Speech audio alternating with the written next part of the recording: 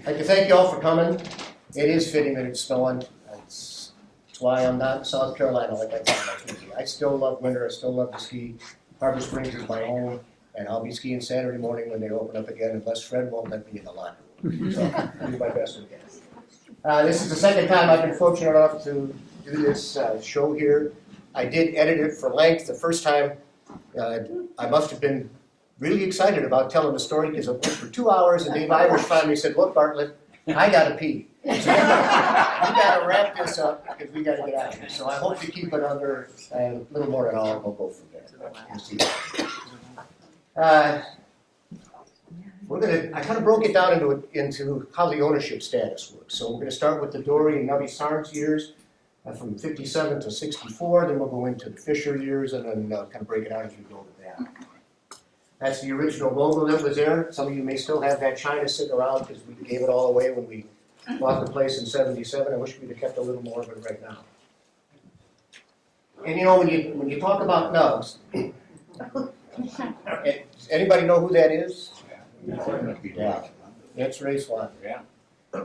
People talk about the story, you know, Nubby and Dorie had a place up in Goodhart, and he was a heck of a mechanical kind of guy, could fix just about anything, had his own machine shop in Detroit, that's what they made their money from, and he engineered a rope tow up in his place in Cross Village so they could ski down there in the wintertime, but of course being close to the lake, you didn't get much snow, and when it did get warm, it melted quick, so they were looking for someplace else to do this, and they were originally thinking just for their friends. But Nubby knew Ray, who lived kind of just south of the Highlands in there, and Ray said, "No." He says, "We're going to do this right. There's this hill across the street, Pleasantview Road, just across the street from what was Harbor Highlands Hill, the ski area at the time. Let's go take for a walk up there." So off they go, and Ray dragged Nubby all over that hill, and Nub's comments was, "You know, when we got done, I thought this is perfect. We can have snow on the front because it faces northwest, and the trail would be coming up on the south side because it faces the sun on that thing." So Dorie and Nubby ended up, and much because of this fellow right here, who worked at Nub's for about 10 years after Walter bought it. And I can't tell you how many beers I had with him sitting at that bar. He never did get me to smoke. He tried. Right? This is my thing. But Ray was salt of the earth guy, great guy, and he really had a lot to do with directing Nubby to where we went to. You know, the other interesting thing about that, people go, "What? How in the world does it ever get the name Nub's Knob? What does that mean on that thing?" Well, it was actually Norman Sarns and his wife Dorie, but Norman's nickname was Nubby. So when they bought the hill, they called it Nub's Knob on that thing. I spent 45 years explaining that. Here's Dorie and Nub on a red lift in 1959 on that. The place doesn't look at all like it does now. So much more work has been done since that time of that thing. And they actually didn't, they intended to open the winter of December of 58, but unlike tonight, they didn't have the snow. So they had to wait, and I think opening day was the 18th of January in 59. They opened with this red chairlift, and interestingly enough, you can see, if you look on the lattice work of those towers, they put those together piece by piece, and Ray Swadling was involved with that when they put that whole thing together. Yeah, Jim? I was out there twice in 58. Nub wanted to watch me ski. You know what, Dorie asked me if you were here, because you didn't pay for a ticket that second time. She wants me to collect that $3, so you and I got to talk. Single day tickets were actually $5 then, or $8 for the weekend. So after the little bit of a late opening in 58, that summer of 59, they really got going on the lodge. You can see the load area of the red lift down over in here. And this has changed quite a bit now. But it was, the timbers for this thing were all from northern Michigan on this. The wing on the right-hand side, as you look at the screen, were hotels. The cafeteria was downstairs at the bottom of that stairway. Bar was where the windows were, right in the front, up over in here and over in that corner. And there was a second story up in here, and I'll show you some pictures of that as we get going. But this is what the place looked like in that summer on it. Very cool look on the way they did the building. Here's the first brochure they put out. Lift ticket for $5 on that. You can see the red lift running up, and it actually ran from kind of in front of where the entrance to the brown bag room underneath the deck is, up through the cut that goes from Smoky into Scarface. So it's, we don't have any of the lifts that run up that way right Went now. up the Scarface side, right? Went up Scarface and then through the cut. Didn't I say it went up? You didn't say it went up Scarface, you just said it went through the cut. You want me to smack him? I'll give you the $3 that Jim's gonna give me if you, whatever. It did. It started in front of the brown bag room, went up Scarface, through that cut, and ended up at the top, about where the green on the road's right now. So, both Nubs and Dorie were big sailors. This is a picture of their sailboat revelry. Very successful. They won a number of Mackinaws, and they actually sold this boat to help fund the construction of the ski area once they got going. Kind of pointing to a trend that was with them for quite a while. They were always on the cusp of making this place really go, but never really got over the hump. It was kind of one year almost good, and they have another one that was almost good. So they actually had to sell their boat to keep the place going. This picture was taken in '55 after they won the Chicago Mac on this thing. And story goes, and I don't know that this is true because both of the Sarns are not with us anymore, and I should have asked Nubby when I saw him. But after they sold the boat, Nubs went on a transatlantic race, sailboat race, and during that summer, you'll see a picture of the outside guy, Otto, and Dorie built Dorie's Bowl. And the story was, if Nub came back and he liked it, they were going to call it Dorie's Bowl, and if not, they were going to call it Otto's Folly. So Nubs came back from the race, he liked it, so now that's why you call it Dorie's Bowl. Here's another picture looking down from where the rope tows used to be. There, you can see them right here. Bottom of the red lift, yellow lift is not up yet. But you can see the swimming pool in here, and a new wing that had more housing over on the west side. That pool was actually designed by Wes Dilworth's dad, and there's Wes right there, Jim Dilworth, who had started and built, really, the Boyne Highlands right across the street. So he knew Dorie kind of from the get-go, when the Highlands got going in '62 or so. It was heated, wasn't it? Pardon me? Wasn't the pool heated? Yes, first one of its kind in northern Michigan. I mean, it was a big deal, huge deal. And true to Dorie's big heart, she opened it up to everybody. Did a lot of work with the handicapped kids, the Boy Scout troops. I mean, anybody who, she did a great job kind of making sure everybody had fun at this place. And this was the year that it went in, and then you'll see some other pictures I'll show you down the road here that they actually covered it because it cost so much to heat it that it was driving them crazy. So they didn't heat it. But this is what Nubs looked like in about '62 on it. The yellow lift, the second show that they put in, went in '63. And here's a picture of those guys working on it. It's down kind of in front of the lodge. You can see it in the background up over in there. And nowadays we do it with concrete trucks and helicopters, but this is how they did it in the old days with them. And this is what the front looked like in the mid-'60s. You can see the new yellow lift on the right-hand side. Over here, much different tower design than what we had before, and also much taller. And that's an interesting way to look at things. You know, when you design lifts, you can have more towers and keep them closer to the ground, or you can have fewer towers and have them higher up because you have to account for the sag or the cab area of the cable on it. So it was less expensive to put towers higher, which means you didn't have to have as many of them.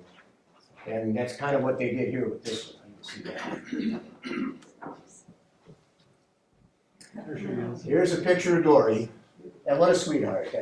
I actually worked for Nubs the fall of '77 before the Nubs deal went through. And she just was a great girl. You just can't say enough about her. You know, the dogs would drive you crazy, but everything else was wonderful with that girl. Dorie and Nubs had a parting of the ways in April of '64. And does everybody know that story? He actually ran off with their son's wife to Maine. Their son? No, who's you run off with? You think about that for a minute, Fred. And then, Yeah. so Dorie and her son were left here in Harbor Springs. Dorie became the majority stockholder of the business. Nubby, and I don't remember her name, went to Maine, and he actually ended up machining most of the parts for the Hinckley yachts over there, and away they went. So Dorie became the principal person here on this thing. And she ran it for the next 13 years with this thing. She loved her dogs and her horses, and I'll show you some pictures of what she did with them in there. And she had a heart as big as all outdoors, just a great gal. But as good as a girl that Dorie was, there's no way she could have run that business if it hadn't been for Wanda Daver. Wanda was, this is the happiest she ever looked in her life. She was very, very, very good at what she did. And she also had a heart this big, but boy, you couldn't get a drink of water out of her. I remember I was working at the Highlands at the time as a patroller, and I could go over, and if I could see Dorie's was working in the lobby, I'd go up and ask her for a patrol ticket, and she'd give me 2. If she wasn't there, if I had to go talk to Wanda, after the first time I asked her, I never went back, because I heard all the reasons why they don't need me here, and I ain't giving you a ticket. She was wonderful. She did everything there. She took care of all the inside stuff, all the books, payroll, taxes, lodging, division. She did it all by hand, and did a wonderful job with it. So she actually stayed on when Walter bought the place in '77 as the office manager. And after Jim Dilworth died in '87, I put a Apple SE computer on her desk, and she tried to figure out how you get coffee out of it. But to her credit, this is why I really enjoyed her. She tackled that, and a couple years later, she actually told me that made her job easier. So, wonderful woman. Just a great gal. Otto Washburn. Was Dorie's kind of right-hand man outside on that. The guy loved sardines, and he could fix almost anything. And he had a there was nothing written down. We didn't know where the pipes were, how much electrical, all that was kind of in Otto's head out there. So he was an important cog in that whole thing. And he also was one of the groomers. And there's a few stories about that maybe I'll get to. I think a lot of you folks have recognized this picture. That's Dean Shorter. He's been intimately involved with Nubs just really since the get-go on this thing. And much of it as ski school director. He was the prime driver for ski weeks that were real popular in the 60s and the 70s. And is a tireless promoter of Nubs, still is. I mean, and we worked cooperatively on a bunch of things. We actually, when Nubs Not South happened, that property we bought from Dean to build it on, and then he reserved the area where the condominiums are at the bottom of that. When we went after Pintail Peak, I made sure to carve out a piece so that he had home sites, whatever you want to do in the bottom of that, because our philosophy was not to be in the lodging business. So Dean, you still see him out there some, weekends out there trying to talk people into buying property and going skiing. So, Not anymore. yes, that's true. I was at his funeral. You don't see this anymore. This is the upstairs dining room in the 60s, where that really nice china with that Indian logo thing in there, Flintstone logo. It was cool. It was nice. But,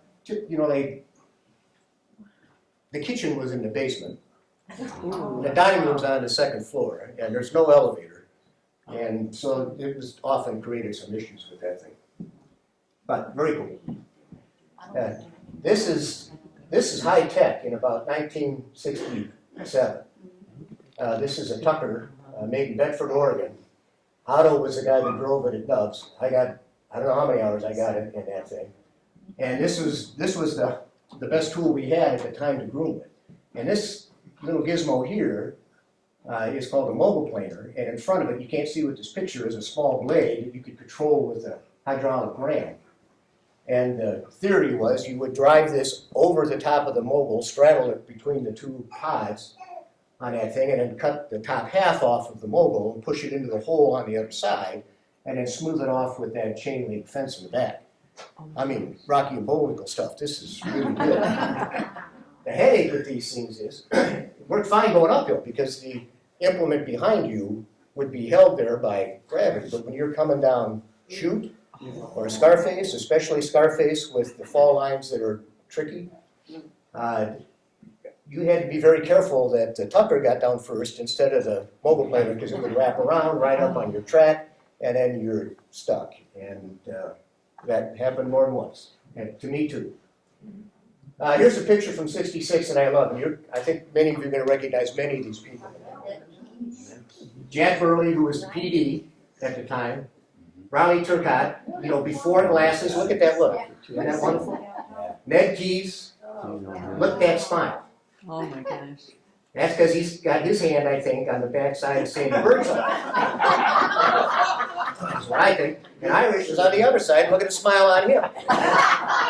It's Dave Irish over there. And Dick Babcock can't believe his boss is doing this, so he's got his head down like that.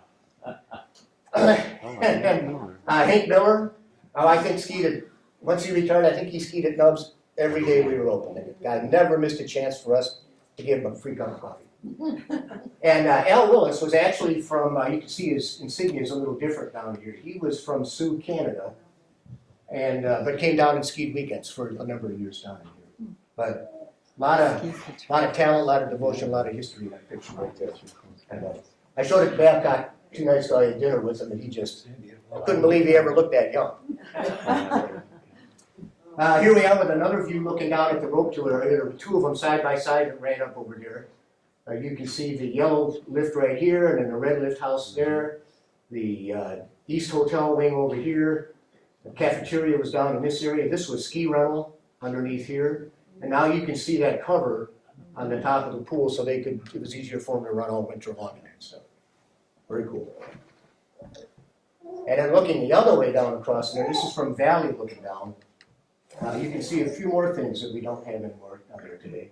This was the Bunk House, which was guys only. You could rent a room in there, or a bed in there. These trees are all gone in here now. This was Dorie's house, right up in here, and a little bit of a parking lot for the help. And you can just see back in here, and there's one more there, another one there, another one there. Those were chalets that they had built and rented out to folks who were coming up in addition to the hotel rooms in there. So, but the bar, exactly the same. Snowmaking pond, a little smaller than it is now. I did expand it once in there. And then access road that got you down to those chalets back in here. Now, now we're getting up to history that I have with this place. Yes, this is a Mardi Gras picture. And pre-1977. And the reason, I used to sneak across the street. I was underage, but you always went to Mardi Gras at Nubs because that's where it was happening. There's no doubt about that. And they had this thing called the Fancy Fanny Contest with the Fancy Fanny Contest machine. And the guy who's got the implement rod of the Fancy Fanny machine is the Fancy Fannier. So when Walter bought the place in '77, we had to transfer the liquor license from Dorie to Walter. And this picture came from the Michigan Liquor Control Commission files when I went down there to do that. And the guy says, we can't do this anymore, or you're not going to get your license. Yes, sir. So we didn't do it anymore. I still use the plunger, only not that way. I got a pretty fancy fan sitting next to you. So anyway, loads of fun. I mean, it was, you couldn't do it now. Somebody could go to jail, somebody could see you in jail. But it was great. And then once I went to work at Nubs, my first job, she's happy. I think the woman's name was happy. No. My first job, when we bought the place in November, was to go around and fill in all the places, lock all the doors, fix all the fences, where I used to sneak in. And that took me like half a day. Because there was like 5 ways you could get into the bar without having to go through the front door. Great picture of Dorie over there, and that's Walter Fisher. This is I think was taken maybe at her retirement party on that. But in '77, Dorie decided to sell, and she was looking around for somebody to sell with, and that led to the Fisher years. And here's a great shot of Walter doing what he loved to do, which was, he really enjoyed skiing. And he, as much as that, he enjoyed talking to all the customers and all the employees. I mean, he just loved being at Nubs and had a real penchant for going out and finding out. He used to grade B on what he heard out on the hill, which was wonderful, great feedback on that stuff. Line up is the way it is. And actually, Walter didn't buy the place. His and his brother Alfred's company, General Safety, which manufactured seatbelts in the Detroit area and sold to all of the major manufacturers, bought the company. And but these two were the only stockholders of the corporation. They both Alfred and Walter had homes in the area. Their families have been coming up and recreating for years up here. Walter's dad was one of the original Fisher Body brothers of GM fame. That's how they really got the wealth that they accumulated. But true to Walter's character, he and his brother Alfred and their younger brother Bob actually worked together. Bob was a real tinkerer, and he invented the seatbelt. And the three of those guys patented it. And then because of the ties that they had with GM, they were able to get in and convince GM to start buying these things as an option for this. And then they began to see the data that saved countless lives because you had this tool in there. And the government then mandated that these things were going to be everywhere. And guess who had the only patent in the US?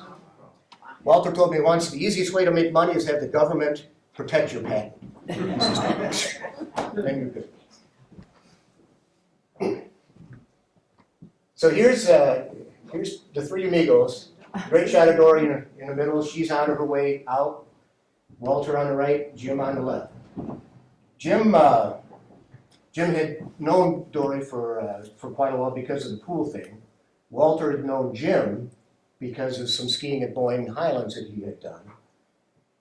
But Walter didn't know Dorie, and that's going to play out here in another slide or two on this thing. Walter's vision for Nubs was really different than almost any place else. It was to be the best day ski area that we can be. And he said the Midwest, and I said, hell, we can do better than that. So we left the lodging to the greater Harbor Springs, Petoskey area folks who had a tremendous infrastructure already in place because of the summertime business that we had generated here. And those folks loved us because we weren't competing with them.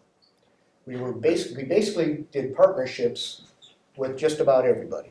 We couldn't wait to recommend a hotel or a room or a restaurant or whatever, because then I knew we'd get a chance to get their lift ticket back on that thing.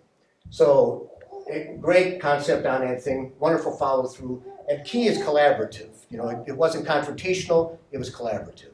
And that was a big part of Walter's philosophy for just about everything. And turned out to be a very smart thing to do. So when Walter bought it, he hired Jim as the GM, and Jim left Boyne Highlands in November of '77. Come across the street, and Walter had a great vision, had the capital to make it happen, but he didn't know how to run a ski area. Jim did. Jim built the Highlands Forever Churcher across the street, was involved with working with Riblet Chairlift Company to come up with the first triple chairlift and then the first quad chairlift in the country. So innovative thinker, but his best contribution from my perspective was the genius he had with snowmaking. He was the guy that came up with the fan gun idea, working at Boyne, that really revolutionized how we all make snow at high temperatures, which is where you need to have that stuff working. I had worked at the Highlands in '72 with Jim. Had gone out to Big Sky in '77 when Boyne bought that to work on the ski patrol out there. And then he offered me the job at as his right-hand guy at Nubs. And as much as I love the mountains, and if you're a 22-year-old kid and you're a 25-year-old kid at that time, I guess, and somebody sends you out to be a ski patroller out in Big Sky, Montana, man, that's it. I figured I was never coming home. But I missed the lake. Once you get the water in you, I don't know how you get it out. I couldn't do it. So this was a good opportunity. So the two of us and Walter walked across the street on the 14th of November, worked for a day, took the 15th of November off because that was the Deer Hunters Regatta, where you sail like knuckleheads from here to Charlevoix, have lunch, and sail back again. And then we went back to work on the 16th, and neither one of us had a day off for the next 2.5 months. Just went nuts working. Uh-oh. What happened to the slide?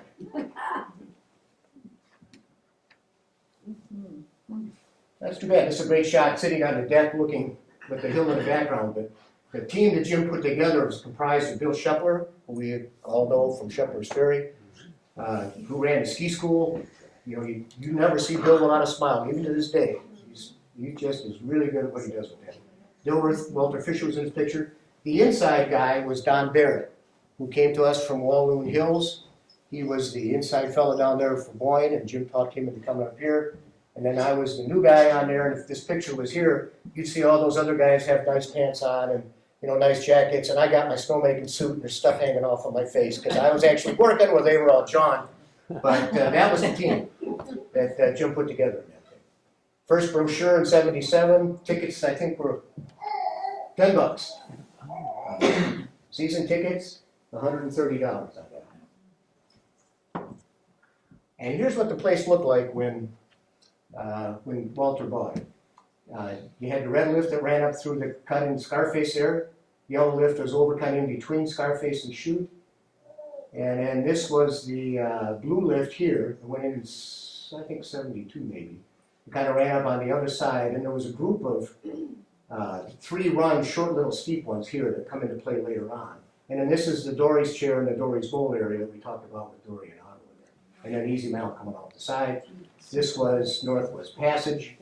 And then the bottom part was called Mr. Charlie. They were already using math. I don't understand where a run has 2 names from the top to bottom, but that's what we do in the Midwest. Well, because Mr. Charlie was there before they connected it with Northwest Passage. Ah. That was part of the original just face shots, you know, on the north. So, Now, was that a chair on doors there, or was that the pommel lift back then? that was a chair. It started with a pommel, but it ended up being a chair. And you'll see that chair come back here a little further down the road with this thing. Well, the summer of '78 was incredibly busy. Walter knew he was going to have to inject some capital into the place, so we spent that winter of '77, '78, our first one, kind of learning the hill, seeing what options you might have with it, figuring out what we needed to do, where the weaknesses were, and so we went to work. We ordered a 4-place chair from Riblet that is still out there now, although you'll see the loading and unloading areas are all different because we redid that down the road with it, and there's some other pictures of that coming up too. Because the area had significant lift lines, and they were just huge. It was a big time in the ski business where if you built it, they were coming. And the place just was crowded. We needed more uphill capacity on it, there's no doubt about that. We regraded the front of the lodge. You can see the stuff over on the upper kind of center left side over in here. That became a little bit of a beginner area. This was kind of the bottom of Easy Mile that wrapped around, coming from Dorie's Bowl over in there. We also started working on a horribly undersized and inefficient snowmaking system by tearing out almost all the piping and water stuff, new infrastructure, new well, new pump house, and went to work on that. It was a busy summer on that. But we didn't stop at that. Over the winter of '78, '79, we bought the Nubs Knob South property from Dean Shorter. And then we went in and cut 5 more runs back in there and erected a triple chair. This is the top of it right now. You can see the back end of the blue chair right here. But no, actually that's a Dorie's chair right there. And because one of the things that Nubs had, if you were an expert skier, you loved it, especially the view from the parking lot. If you weren't an expert skier, and a ski area can't make it on Black Diamond skiers, ski area makes it on beginners and intermediates on that stuff. And I could stand out in front of the parking lot on a Saturday and watch a car pull in, and you could see through the windows Mom going like this, and then they would go like that and drive out the other way and go across the street.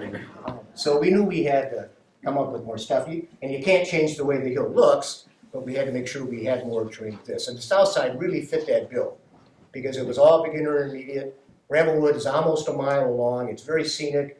It just flows. Really, really, really good move for us as we get going. And the brainchild of Jim Dilworth. And here's a picture of the orange lift with Walter on the left, Jim on the right, and Dorie in the middle. going, what did I get myself into? And yes, we did give her a free season pass for life. She also had a group of minority stockholders that were involved with Nubs, but she had the controlling interest on it. And we actually took care of them and we gave them free scheme too. So we tried to do the right thing with it.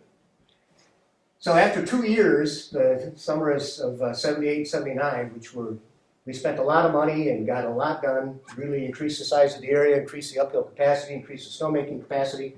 We also did a fair amount of work in the lodge. That first summer of 78, we tore out the east lower hotel rooms and put in the bathrooms that are right across from the front desk, or my office used to be in there, and ticket sales and that kind of stuff, because it was woefully inadequate before with that. So we had, in those 2 years, we really kind of went hard at stuff. And it was here that we started to put together the next step in the snowmaking evolution of fan guns. And it's an interesting story, and I've said it before, and I'll probably get some grief with this, but the reality was when Jim and I left the Highlands, the owner of Boyne was not very happy. Actually, I don't think he even knew who I was, but I knew he wasn't happy losing Jim on that. So that fan gun that they had built and patented while Jim was at the Highlands was called the Boyne gun. And Boyne had licensed a company in Midland called Snow Machines Incorporated, who was owned by a good friend of Dilworth's, to sell the gun, not make them for Boyne, but also to sell them around the country and around the world, which Vanderkillen did a very good job at. So when we left, we thought we'd just go down the road to Midland and buy some guns and get going. And but Vanderkillen wasn't allowed to sell them to us.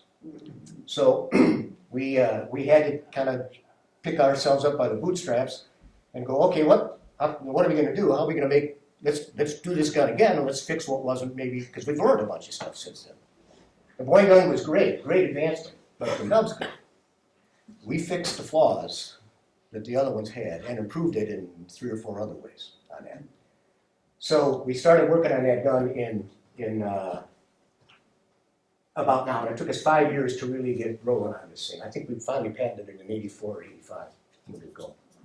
And it really, in my opinion, was Jim's biggest contribution to the world. They're used all over the world on this stuff. Just fantastic making it. So in 85, we patented the Nubs gun.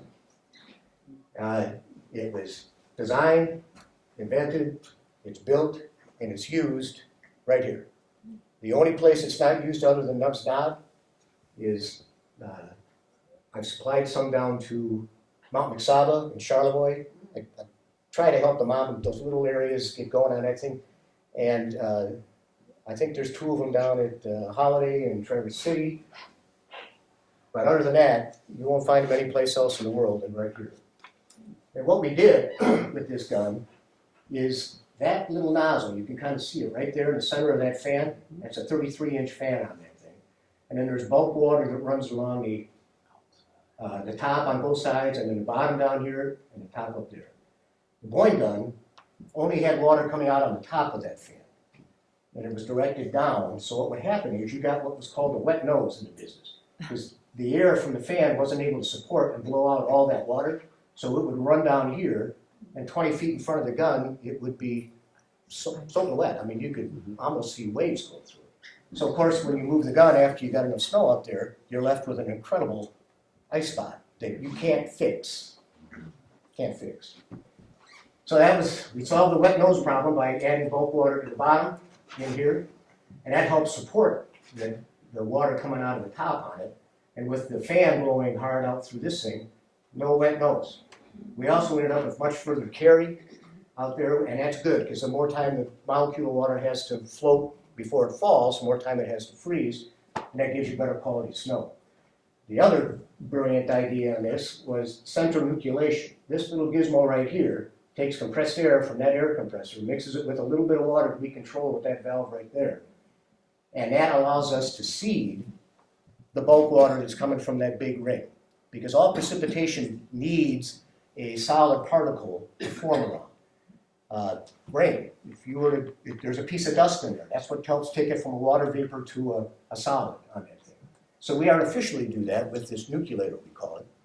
And that combination of bulk water from both the top and the bottom, center nucleation on that thing, and this onboard air compressor, that little gizmo right there, which gives us exactly the amount of air that we need to use at that gun, makes this gun, still today, one of the most energy efficient in the world.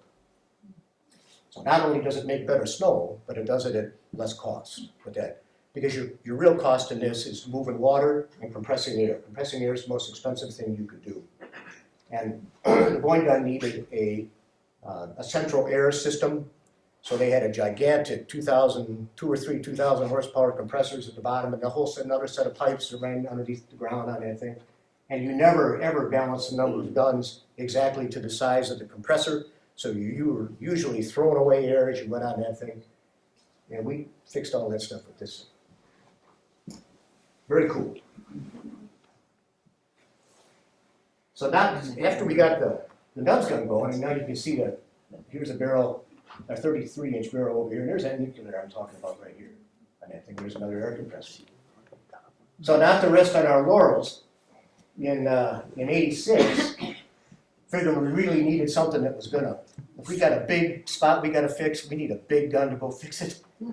So we're sitting around the barn, and Dorie says, what's the biggest fan we can get? Well, the book says it's a 60-inch fan. He says, well, let's order one. So we did. The tractor couldn't pick it up. We had to hire a crane to get it off the truck to get it in. We couldn't put it in the garage because it was too big to go through the garage door when it was on the frame. So we had to build everything outside. The tip speed on this, the air coming out around the edge there, is over 100 miles an hour. This gun at 27 degrees will do about 50 gallons a minute. This gun at 27 degrees will do about 120 gallons a minute. Way, way, way, way more production. So the fall, when we rolled this out and got it going, I plugged it in, and we turned it on, and I actually ran, because I don't know what's going to happen. I mean, it's supposed to work, but you don't know. And we're not trying to make snow, we're just testing the hookups on it. Well, the stream of air coming out of that gun is so strong that it started to blow itself down the road. I actually had to chase the damn thing and to turn it off, or it would have yanked the 200 amp cord that was powering it out of the wall. And so, you know, live and learn. And the three of us are standing and watching this, laughing our tails off, because nobody ever built anything this big before. It was pretty cool. I want to point out, standing next to Jim, this is Bob Brinks. Bob was at the Highlands also. I think he started there probably in the mid to late 60s. So I knew him when I started working at the Highlands in '72. And he was one of those guys, salt of the earth, but had a heart as big as gold, and he could fix anything. He could also bust a lot of stuff, but he could also fix. Those two guys together on this thing. I mean, I had a fair amount to do with application of this gun, but those two guys are the guys that really made this thing happen. And great guys. So after purchasing the resort in '77, we had 2 years of big construction. Then the Nubs gun got going about '85. So we really kind of slowed down, kind of letting the place catch up with itself a little bit. We worked hard on that gun, and once we got that rolling in '85, that left time in the summer for Jim to develop his consulting business. He was in demand all across the country, projects in Missouri, the Midwest, West Coast, Alaska, and South America. So that kind of kept us going in the summertime, but I had to find something to do in the summer. So I ended up starting a sailboat charter business with my buddy Steve Orr, that several people in this room know about and don't want to hear these stories, Polly. And I also worked for the city at the city marina here. One of the cool things was Jim would do the designs, and he started bringing me in. I started helping him with this stuff, and then I went and built them. So I got the opportunity to teach Eskimos to make snow in Alaska, and I also did a snowmaking system down in Los Penitentes in Argentina. So I still don't think there's anybody that's built, or one guy's built them further apart than that. But that was all good schooling for me, because once the next step on this thing really required not just a management style, but we did a lot of building, as you'll see as we get going. So I want to say thanks to Jim. He was a great friend. He could have been, and Wes, tell me if I'm wrong, absolutely the most stubborn son of a gun in the planet. So we went at it tooth and nail sometime, but we always had beer at the end of the day, and away we went. And I learned a lot from him. He was a loss, no doubt about it. He died of a sudden heart attack in '87 while on a snowmaking job someplace out west. I can't remember where. Yeah, in Canada. That's right. And that was in June of that year. And I remember that because I was down working at the dock at that time. So that brought on the next era of managers out there. Me. When Walter walked down to the harbor master's office that June to tell me he was going to give me the GM job, which even though I had 15 years in the game, 10 of them with Walter, that was still a bit of a risk. I was 35 years old and still relatively young. Still had a little bit of hair, not much, but a little bit. But Walter had faith, and he told me I deserve a shot. He says it's yours to drive or yours to get run over by. You figure out which one it's going to be. So I couldn't wait to get going. That first summer we built Snow Pro, which was a combination of Northwest Passage and Mr. Charlie. While I was running the marine at the same time, so that was pretty busy. And the other guy I want to get out in front because this is Walter in the middle. And on the right there is Marty Moore, who started with us in Nubs. I'm going to tell him you said that. Marty started with us at Nubs in probably maybe 80 or 81, somewhere in there. I guess I should get back and find out. And hardworking guy from top of the beat, and he's still at Nubs today. He's a key guy in that whole operation on that thing. So there's the three of us. We moved about 160,000 yards of dirt to do this. This was the last job that Jim had designed for Nubs, so we had the plan. I was involved with the setup on it, so I knew what to do. And Hotchkiss and Duma brought over the two big D8s, and away we went. But the one thing we changed with this plan was a direction I was itching to go from the get-go, and that was to use these Nubs guns, which we knew were the best guns on the planet, in a manner that was easier for the crew to use, because everybody has these guns. And the trick is, if you don't have to move them, knock the snow off of them, dig them out, all this other stuff, and coming from a guy who did that for 10 years, if I can get them on a permanent tower, they'll make more snow, they're easier to operate, faster for us to open, faster for us to shut them down and save money on the things. So Walter said go with it. So we actually doubled the snowmaking capacity of that hill, and my thinking there was also to try and get that run open as soon as we can. It might be our first run to open with. And that was really kind of a change. That was a new direction for us to go. It's a new direction for anybody in the country. Nobody had really gone at it as hard as I was ready to go on this thing. And Walter was 100% behind it. He says, run with it and see what happens. So we started on a 20-year building sprint that summer of '87 on that thing in '88. In '89, we took down the old yellow lift, which is still in operation at Mount Holiday in Traverse City.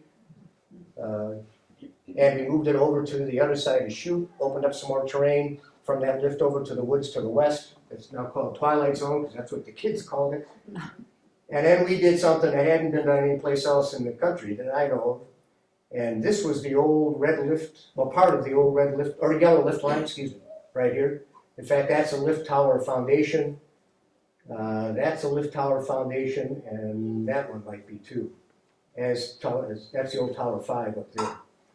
And what we did was build towers 20 feet tall and mounted these guns on top of these things with a rotating deal so you could aim them wherever you wanted to. And the beauty of putting them here is if the wind was east, we'd blow snow on Scarface. If the wind was west, we'd blow snow on Chute. So we kind of had it where we could use them any way we wanted to, I think, which was great.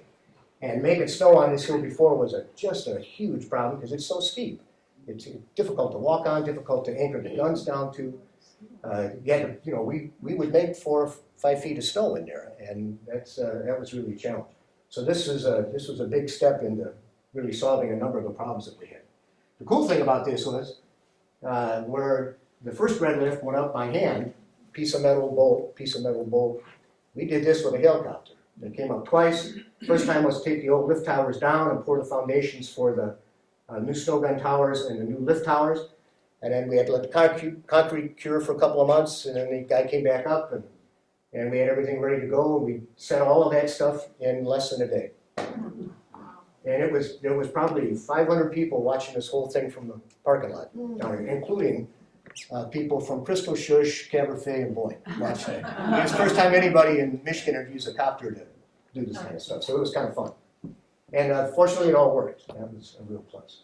In '90, as the business began to grow, we added some more guns, and we took a chainsaw to the old cafeteria, which is on the west side of the A-frame, tore that whole thing out, and then put in a new cafeteria, slightly bigger footprint than what we had before, but we needed more space, so instead of doing a large building that was all under one roof, which is great when you're busy, but it's 6 days of the week you're not.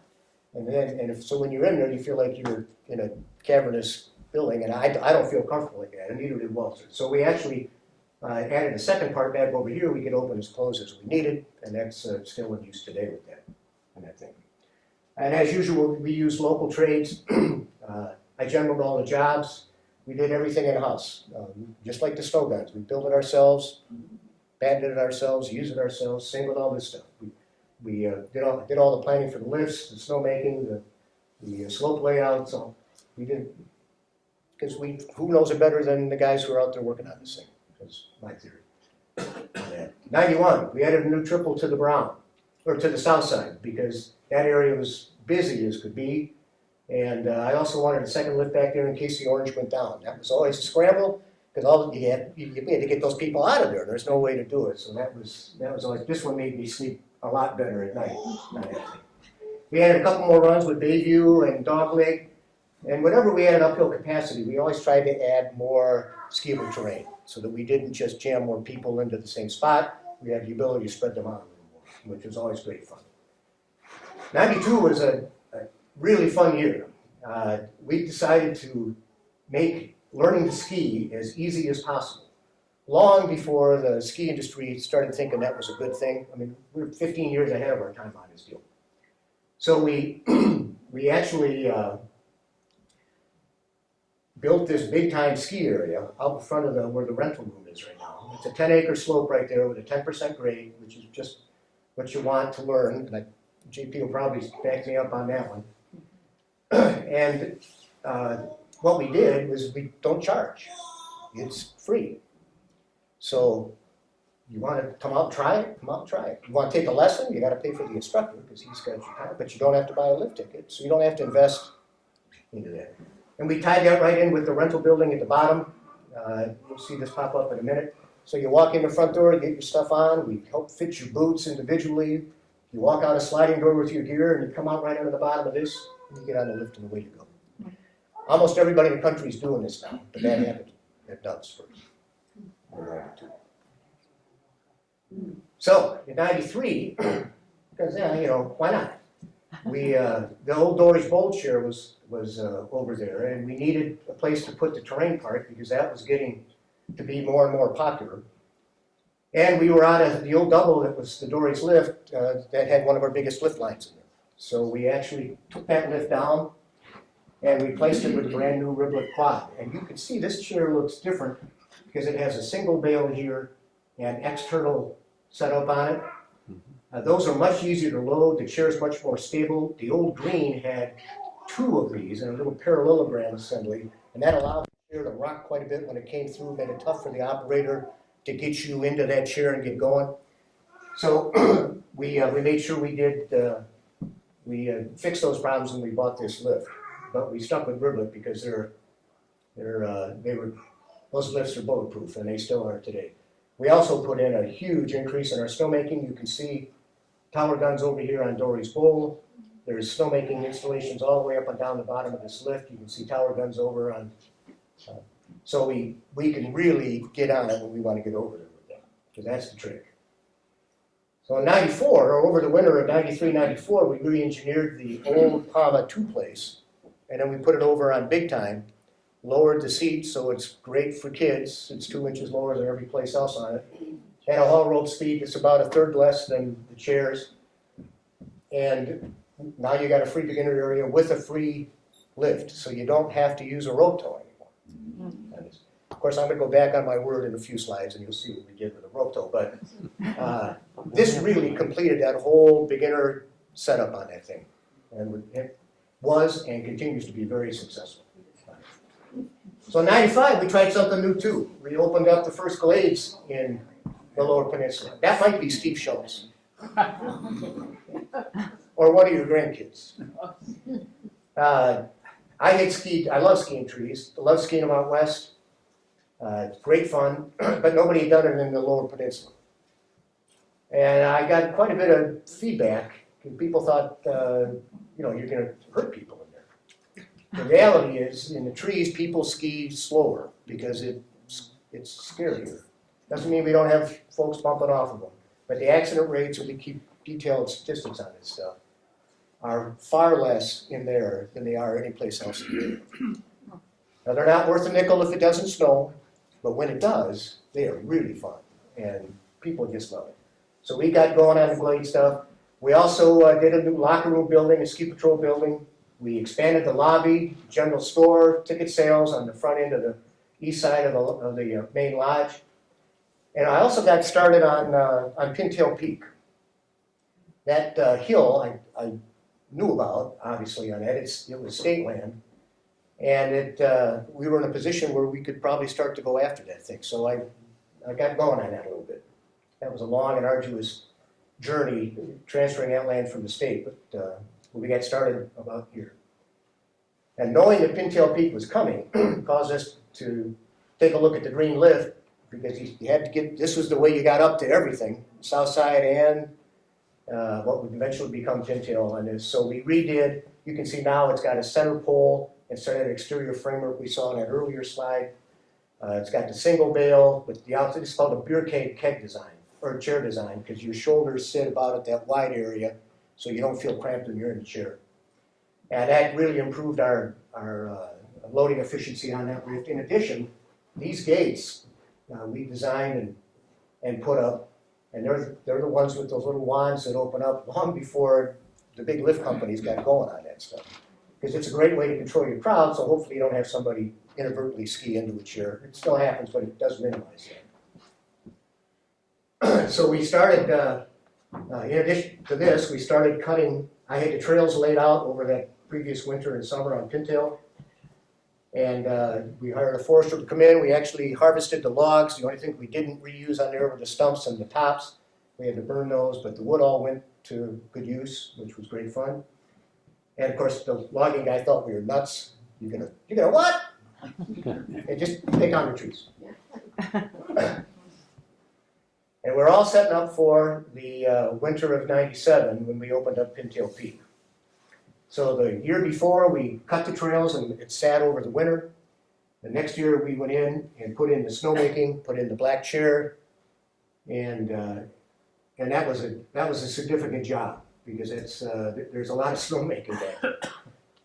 And just like with the south side, there were folks that thought we were nuts to even do this, because the hill faced southwest. What ski guy builds a run on the southwest of the hill? Faces the warm winds, faces the warm sun, but I knew from our experience with Nubs down south that if we designed the snowmaking system correctly, we'd be able to put snow down there really fast, number one, and deep enough where we could withstand a few thaws.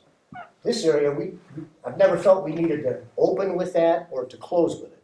As long as we had it by Christmas and we made it to 1st of March, even Mardi Gras, I would have been happy as an operator, because our crowds really slow down after that, and you don't need the capacity as much as you do. So the goal was to get open by Christmas and then run for 2 months and then 2.5 months and then see where we were. So the snowmaking that went in back here was significant. We ran a 14-inch pipe over a mile from the front of the lodge all the way over the top and back down here to feed this whole thing. The spacing on the guns in there is about 80 feet, which is very dense. And we've been able to successfully keep that thing going. And this deal really turned the page for Nubs. Once that area got going and people began to use it, our business really started to go. And this was a big day for us. Plus, we did more snow guns, which is a recurring theme in all of this stuff. This is a shot from the cover of the graphic in '97 with Walter and myself. And in front is Walter's oldest daughter, Elise. And even as far back as '97, we were cultivating her interest in the business for the day when Walter didn't want to be chairman of the family operation anymore. And that's the kind of planning that Walter liked to see. And we were already working on it here in '97. '98, we did, it was our 40th anniversary, so we did Big 4-0, and we also lit up the entire south side. Prior to that, it was only from Snow Pro over to Easy Mile. We did everything on the Orange Lift side, and that really opened up the terrain on that thing. In '92, we did a couple more runs. Oh, the ones off of Pleasant View, Foo and Foo Land. I made a habit of following the kids, watching where they go, because they would make trails every place. And so they did this off of Pleasant View, and then, gosh, who was it? Bob Bachram and It's a Bob Mockford came to me and said, "Hey, that's an awesome trail. Why don't we do some statues or something that we can take the kids to and help them learn to stop because we're going to look at this thing." And so the two of us piled into my truck and we drove down to just north of Cadillac, and that guy's got that concrete statuette place down there on the east side of the road. Because that's the only place I could think of where we might even get something, but whatever these guys were talking. And you should have heard those two guys that we were going down there. They never quit talking about this. So we get in there, and there's nothing really that works with that. But now I know what they're looking. So I found this company in New Mexico where the guy does cast aluminum stuff. So we got it all together, got it out there, and put it up. And all the guys at work thought we were nuts. But those two guys were right on. The kids freaking love it. They just love it. My granddaughter, she was out there for the first time last year on that. I mean, it's like a magnet. So listening to your people is always a good thing to do. And those guys, they really cared about those. But we expanded the rental building, did a couple more runs in '99. We added some more glades. This is a picture of the power line glades. Some of the steepest terrain, we've laid it out on that. And we also did 12 more snow guns. We are very good at building snow guns. 2001, here's another great shot from the front. We did another 15 snow guns on this thing. You know, my goal was to walk from snow gun to snow gun so we didn't have to move them around. You know, and building snow guns is one thing, but you also have to build the infrastructure that supports it. Because the more guns you have, the more water you have to pump, the more electricity that you need, the more staff that you need to make it go. So it's easy just to buy them, but making the rest of it work is the other part of the trick. We built the Orange Lift in '02. And people ask me, these lifts are 50 years old now. And I say, how long are they going to last? And my analogy is the Mackinac Bridge.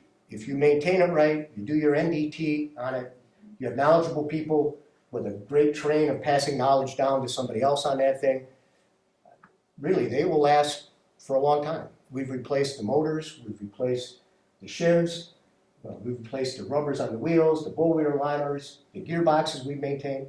As long as those pieces, the steel isn't going to go away. So you just have to take care of that stuff.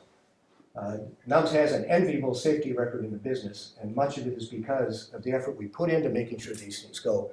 We are still the only guys in the country that load test every chair, every lift, every year. The ANSI code for the ski industry is once every 7 years, and that's where you put a live load. We use garbage cans and water in there to simulate a 170-pound passenger. In this case, we'd have 3 of them on this triple lift.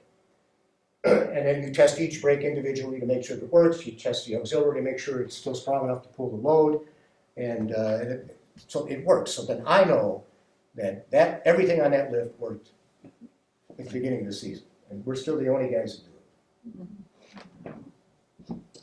So Pintail Peak was such a hit that people got tired of porta potties.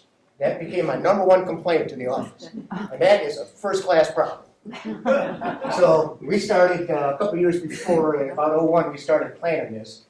And like we've done before, used local guys to build it. This building was built by Jeff Ford and his crew at Evening Star. Had a great time doing it. And not only did we want to have more restrooms in there, but we were serving soups and sandwiches and coffee, hot chocolate, that kind of stuff. Unlike some of the bigger places you have out west, I didn't want to have any fried food in there because of the fire danger. If this were to go, it would burn to the ground because we can't get to it with anything. By the time we turned on the snowmaking system to get water back there to try and put out the fire, it would have been on the ground on that. So we minimized our exposure for those kinds of things, and that's why, under my watch anyway, we never had a fryer there, because that's the #1 cause of fires in restaurants. This thing turned out to be great. This is a great story here too. It's in '04, half pipes had been coming, and we had one in various spots around the area. And you can see the terrain park stuff back over here on Revelry, the east side of the red lift. Well, I thought, okay, if we're gonna, I couldn't find a good spot to put the half pipe, so I decided we're gonna build our own. So we went to where the race arena is now, and logged it, fixed the grate on it, and then put in what was called a super pipe because it had a 18-foot wall on it.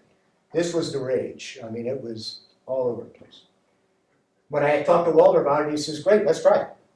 Didn't even think twice, but he says, do it right. So we did it right. I had to talk the guy from Hotchkiss and Duma into driving his bulldozer in that U, because that's basically shaped out of dirt. And he thought I was nuts. But he did it, and we got her done on that thing. So this thing went in, it won every award. It was the #1 pipe east of the Mississippi for all 4 years that we had it. The headache was it took a lot of snow to make it, took a ton of time to maintain it, and it just didn't get used. Much like having a skier that only has expert runs, there's just not enough people that can use that. And we had Olympic qualifiers there and a whole ball of wax, and that was great, but on any given Tuesday, there was nobody in that thing. So not very cost effective to run for that thing. So '05, we did the Tower Glades. We also bought, and the Tower Glades are interesting because you actually walk up them. You ski down Ramblewood, take a left when the snow's good, got a little bit of a hike, and then there's a long ridge and you can ski down through that. People love it because it's off the beaten path. The snow stays good because not everybody knows where it is actually, so you get a chance to ski powder a few days after a storm. It is exposed. You gotta work for it. But you gotta earn it. You gotta earn it. You gotta climb it. And, it's become a badge of honor among the kids. I mean, it's a thing. So that actually worked out really well. We also bought the first winch cat in Michigan. And that's this gizmo right here. That's the winch on the back of that. And the same groomer body and frame as we have with all the other ones, including the tiller in the back end of that thing. But with Shoot and Scarface and Smokey being so steep, that even this machine, as good as it is, if you're coming downhill on soft snow, a lot of natural or a lot of man-made, it will float. Once the snow packs up the depth of those tracks, you're just ice skating down that hill, and that can make it real tricky. With this winch, you anchor it to the top, to a tree or a lift tower or another cat, and it helps you control your speed coming down, which means you can leave a really nice surface behind you. And also, when you turn around underneath it at the bottom, because the end of that rotates to the front of the cab without the driver having to do anything, it's all computer controlled, then he drives back up, and that gives you a 20% increase in your ability to climb. So we could also move snow up the hill, because skiers bring it all downhill. We put it on the top, and it all comes downhill. So if you need more snow, you got to bring it from the bottom. So this, again, everybody thought I was nuts. You don't need that in Michigan, but everybody's got them now. So. In '06, we redid Whitefish, gave us some more terrain over in there. We did some more glades over on the south side. And we also did 15 more guns. Ho-hum. But we did the Whitefish increase in skiable acreage and more glades because we put our second lift back on Pintail in '08. Much the same reasoning as we had on the south side. Wanted to make sure we had another lift in case something went wrong with the black. And number two, that area had gotten so popular that we had some lift lines back there, and this is going to enable us to mitigate that stuff. So up goes the gray. And we're almost out of colors, primary colors. And we'll see what happens next. So in 2010, and this is one of the things I love saying about Walter, when I wanted to do the super pipe, he was all for it. But it wasn't working, I knew it, so I went to him and I said, hey, if we want to keep this just because we want to have the best pipe east of the Mississippi, that's cool, but it ain't working. He says, what do you want to do? And I said, let's try this race arena thing. And he didn't think twice, he'd do it. And actually, I copied this idea from Buck Hill in Minnesota, particularly with the use of the rope tow over here. That rope is fast. It's the fastest rope around. And what that does is it enables the kids who are over here training, who, by the way, are not influencing any of the other customers at Nubs. We don't have to argue who's getting a race hill and are we going to have to go groom it afterwards. People can go here, tear the hill up, race all they want to race on that thing. It doesn't bother anybody. That really worked out good. But they make laps because they're so fast coming up. They build strength and balance on the way up, and they're getting repetition, repetition, repetition. And it was met with a little bit of resistance by some of the kids at the start, but the coaches, including David and your brother, were all over it. And they didn't let the kids bark, and it's really turned out to be a real positive thing on that. Conditioning and training. Well, I figure if I can get up, that those kids can get up. It's not that. So this is still really popular today. In fact, they were running gates on it last weekend. First Saturday they were open this year. It's also one of my favorite views at the area. You get to see Scarface on the steep part of the front, the great skiing on Valley Snow Pro or Smooth Sailing and Birch Run, and an awesome view of the lake over in the background. I really enjoyed that view. And you can't talk about Nubs without talking about the support of the local ski teams. That's been, since I started at Nubs, they've been skiing there, and it has been a phenomenal partnership of the slope, who I feel really cares about the kids and goes out of their way to make the right terrain available to them, and the Booster Club, who provides the tools and the dollars to make the equipment and the coaching, and a great coaching staff on this thing. That three-legged stool has been just wonderful for a lot of years, and the Harbor Springs Petoskey crew have been, they're the ones to beat. There's absolutely no doubt about it. Very cool. Here's one of my favorite shots. I think this was 01, yeah. David, this was actually your brother's race clinic that morning, and we couldn't set gates because there was too much snow. And I happened to be at the bottom of that thing and turned around after I'd made a run, and I'm looking at this, and they are hooting and hollering. It was great fun. But we got 4 feet of snow in 2 days. And I wish I had a picture of this, but that was the year that the National Skiers Association was sponsored by Subaru. And you got to remember, Fisher Body, GM, American made.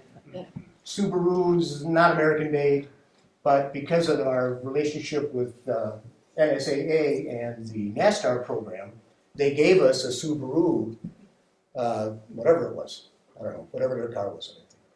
So, and we kind of had to display it. So I had it in front. If you walked in the front door, it was in the left-hand side in front of the ski shop.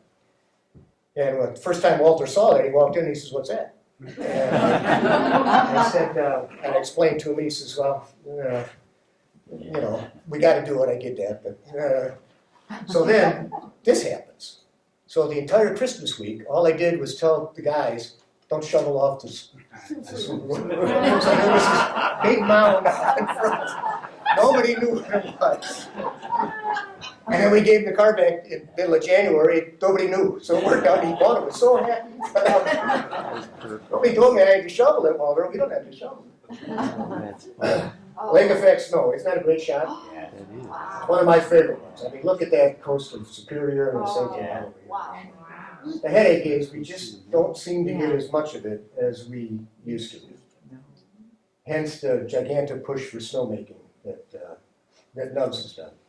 And people have asked me, well, why do you guys pour so much money into that? Global climate change is going to put you out of business. And my response was, well, we're gonna be the last ones down then. And that's kind of how we're looking at it, still, to this day.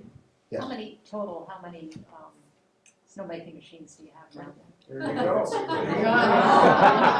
I like the way you think. Boy, I'll tell you what. She's on road. That's the first time I've ever been ahead of a woman's thought process in my life. In '77, we started with 14 duckbills, which were very inefficient on a tripod gizmos that spit water, did 250 gallons a minute. In '87, when Walter bought the place, we had, when Jim Dilworth died, we had 15 of the Nubs guns, and we were running about 1,500 gallons a minute. And today, we're up to 315 of those guns. We're running 6,000 plus gallons a minute. And interestingly enough, when we're full on, we're running about 6 megawatts of power. And that's, we're probably about 6 3/4 now. And that is at least as much, if not a touch more, than the city of Harbor Springs electrical system that they distribute. Running a ski area is like running a little city. You gotta have your own potable water, your own snowmaking water, your own sewer system, your own electrical system on it, so we get rolling. And I also want to pass on the conversation that I had with Gail Grunwald when she first got going at the tip of the minute. I knew her, but I didn't know her very well. When I was telling her we were pumping 3,000 gallons of water, or whatever it was at the time we were having this discussion, and it was at some kind of thing like this. And she goes, JB, that's an awful lot of our resource that you guys are using like that. And I said, it is, but all we do is pump it out of the aquifer, which is very strong because of the Pleasant View Swamp. We store it on the hill in the wintertime. It melts in the spring, goes right back into the same aquifer. We maybe lose 1% or 2% to evaporation. So in essence, we Recycle your. because we put it back. Yeah, that recycle it. And that's a lot different than, and I said this to her, that's a lot different than the guy who has the kitchen farms down north of Alden, where he's got thousands of acres of potatoes, and all those potatoes are 95% water, and that all goes out of state. Now, I'm not upset with what he does with that, but that's a different scenario than what we do here. We don't treat it with fertilizer like golf courses do in the summertime. We actually clean the water, although this water that we get out of the aquifer is already really pure. We're very fortunate up here. But we did a cooperative, when Al Dyka was mayor, I was on the Harbor Commission then too, and we were trying to figure out what to do with the sewage system because they were over capacity. And I had done some reading on mine tailing water reclamation that were being done by snowmakers in Colorado. Because the process of making snow, that freeze, breaks up the molecules of methane and those kinds of things.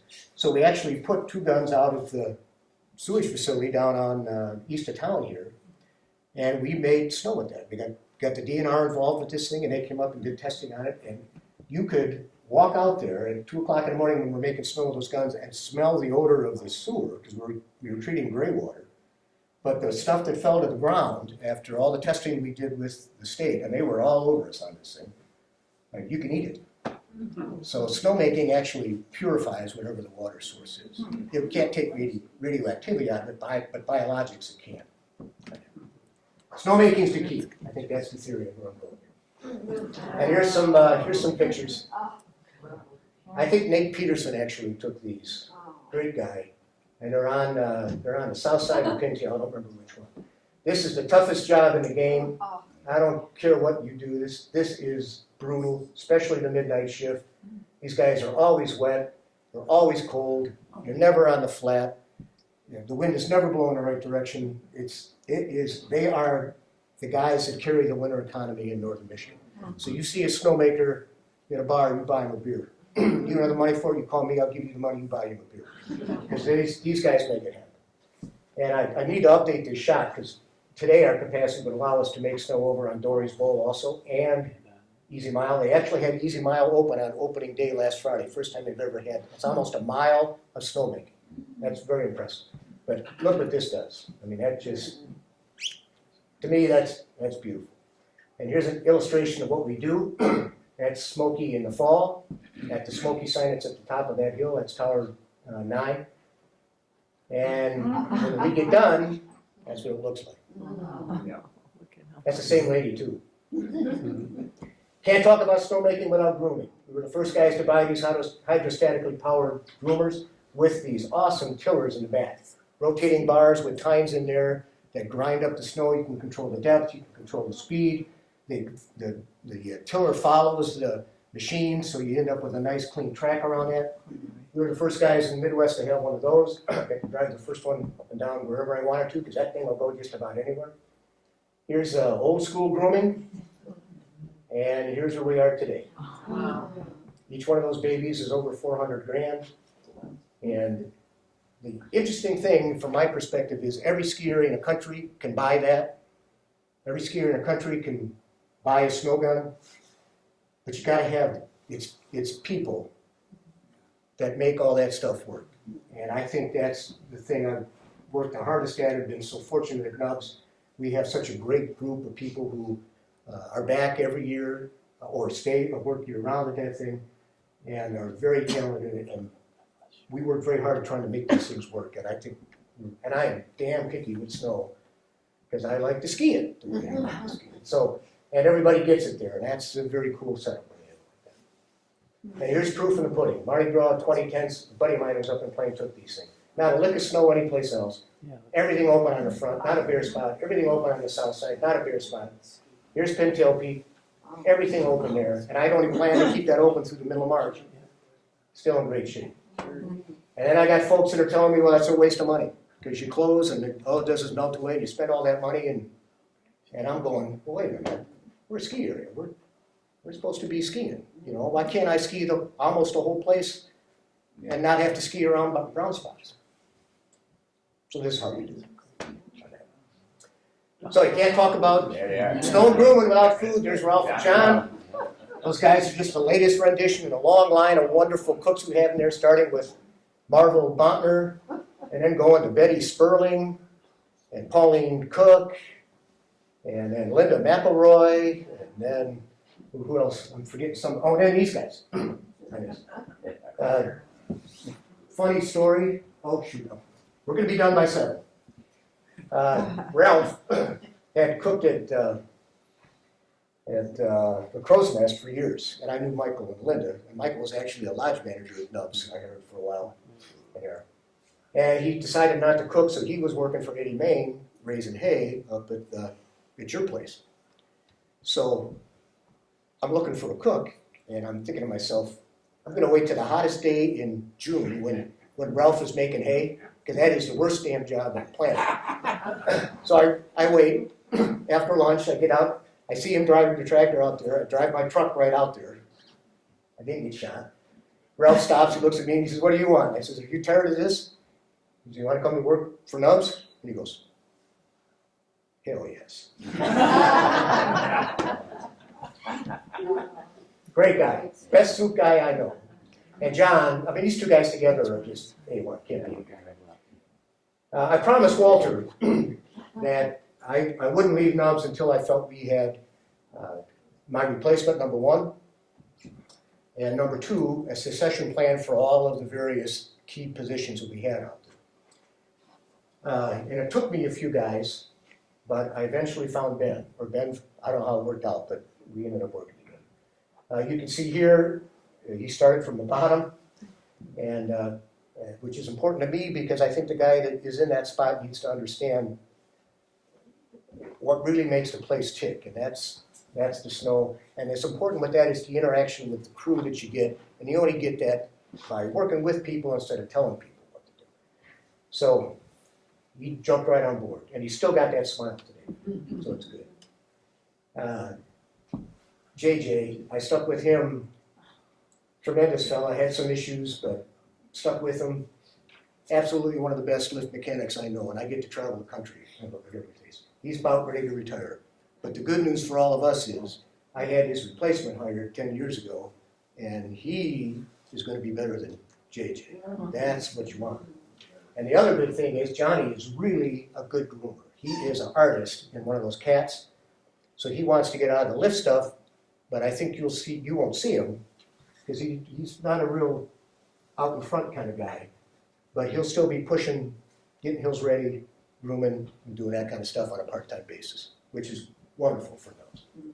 And here's the Scott Coots. I rented a house out Shore Drive next to theirs. I watched him grow up, all of his sisters and brother, and great kid. Harbor Springs ski team guy. Ended up, when I did a little bit of the same thing. He was mowing grass down in Indiana at a sod farm. And when I knew he was up, went over to his house, we had a little talk. I said, when you're ready, who the hell wants to live? Somebody here is probably from Indiana, but I don't want to live in Indiana. I said, when you're ready, give me a call. And so he did, and Gub has turned out to be one of the best groomers that I know of. Guy's a whiz. And he runs a midnight crew, does it with a firm but understanding hand. And your midnight crew are the guys that make or break the area. If you don't make it then, it ain't gonna happen. Great guy. And we got his replacement. Finally, Marty Moore. We've been mutting Jeff for years. Marty's probably got a couple more years on that.